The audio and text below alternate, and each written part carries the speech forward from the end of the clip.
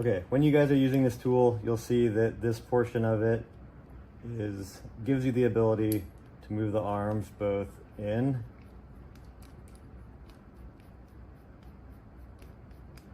and all the way out.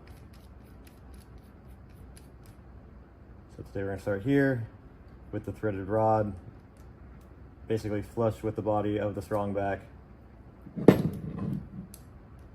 setting it in 90 degrees to the camshaft. So we're going to tighten down the axial bolt until you can no longer tighten it by hand. Both the arms all the way up against the bottom of the body. We're going to thread in the threaded rod. Simply and easily to be able to pull the impeller out.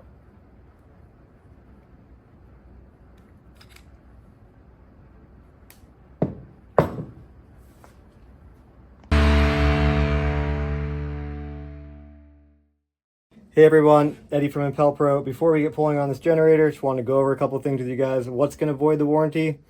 If you put a tool on the arms, a tool on the knurled portion, a tool on the strongback. Everything here is designed to be used by hand, except for the 9/16 on the end of the threaded rod. We're not going to put any tools anywhere else.